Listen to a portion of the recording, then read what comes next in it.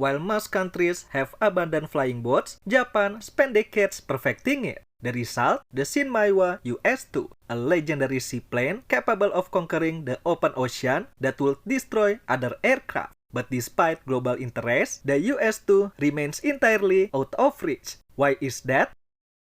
The ShinMaywa US-2 is Japan's premier short takeoff amphibious aircraft operated by the Japan Maritime Self-Defense Force. Its lineage traces directly back to World War II when Japan's Kawanishi produced the H-8K, a platform aviation historians consider one of the finest flying boats ever built. When the war ended and Japan rebuilt its aviation sector under strict post-war constraints, that institutional expertise survived. Kawanishi's engineering corps re-emerged as ShinMaywa, developing the PS-1 anti-submarine flying boats in the 60s, which directly paved the way for the US-1 and US-1A SAR variants. By the 90s, the aging US-1 fleet desperately needed a successor, but the jmsdf lacked the funding to develop a clean sheet design from scratch. In response, now ShinMaywa initiated a comprehensive modernization program, originally designated the US-1A Kai and later finalized as the US-2.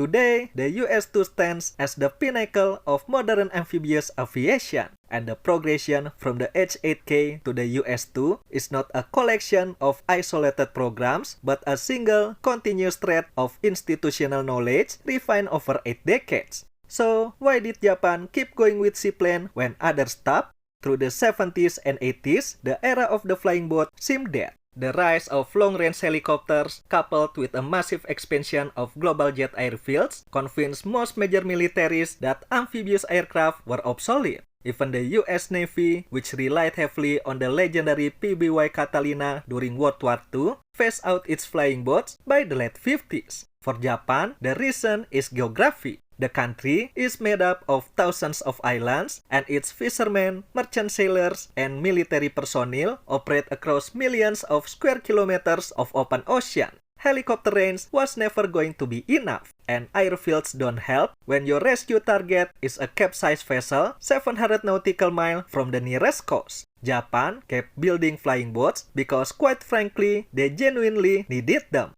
Today, the US-2 fulfills 3 critical strategic roles. The aircraft's core purpose is open ocean search and rescue. When disaster strikes deep at sea, regular aircraft can only drop supplies from above. The US-2 does what they cannot. It lands directly on the waves, taxis to the survivors, and pulls them abroad through a dedicated hull hatch. It is engineered to withstand brutal open ocean waves while conducting this extraction.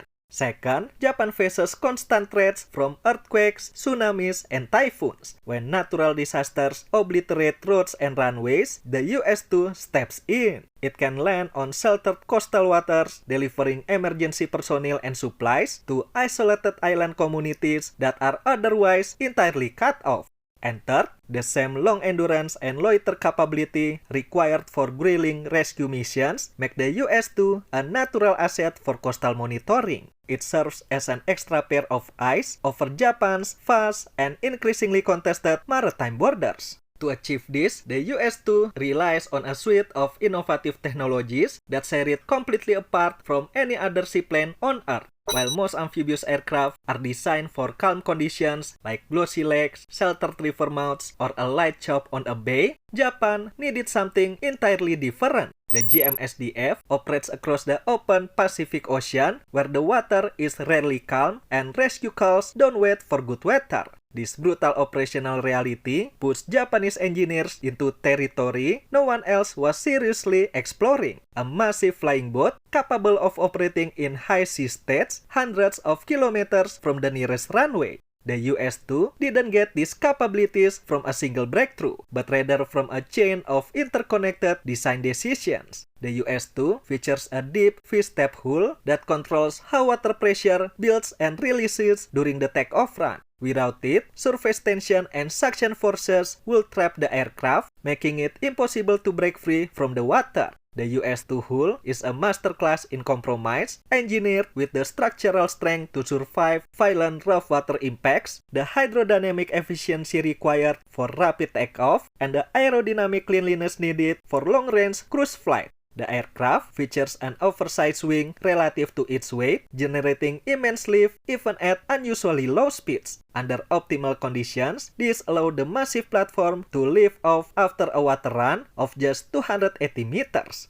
And the technology that makes everything possible is the Boundary Layer Control or BLC. It is the single most important engineering feature of the US-2. The BLC system bleeds high-pressure air from a dedicated internal engine and blows it directly over the wing surfaces and flaps. This ultra-high-velocity airflow artificially prevents a stall even when the aircraft is flying incredibly slow. The practical result of BLC is a game changer. It enables shorter water takeoffs and slower hyper-controlled landings. This gives pilots a massive margin of safety at low altitudes over water where there's zero room for error. And more importantly, it allows the aircraft to slow down to touchdown speeds that make rough water impacts survivable. Without BLC, an aircraft of this scale would require miles of calm water to get airborne, and touching down on moderate wave height would be catastrophic. Thanks to these unparalleled capabilities, the US-2 has generated intense global interest. Militaries around the world, including India, Indonesia, Greece, and even the US Special Operations Command, have all knocked on Tokyo's door. Yet to this day, not a single foreign sale has been signed. The reasons come down to a brutal mix of economics and production scale. First, at roughly $100 million apiece, the US-2 is an incredibly expensive luxury. For perspective, a baseline C-130J Super Hercules costs around $87 million.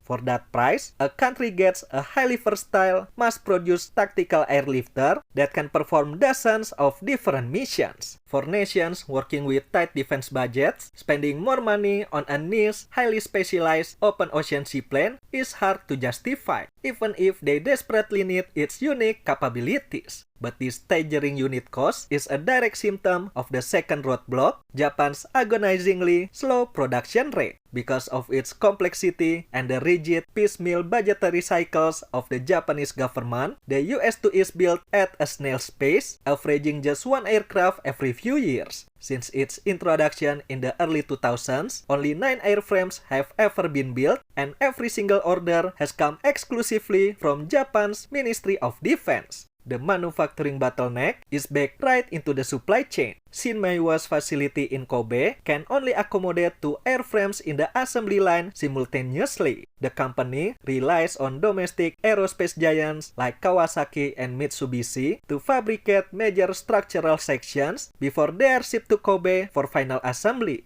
This highly localized, low-rate production model makes it nearly impossible for ShinMaywa to accommodate the rapid delivery timelines and industrial offsets foreign buyers demand. Until Japan can scale its manufacturing, the world's greatest flying boat will remain an unobtainable masterpiece. What do you think of the ShinMaywa US-2? With Japan's defense export reform, should Tokyo put the US-2 on the front page of its export catalog? Let me know in the comment section below. Thank you for watching everyone. I'll see you in the next one.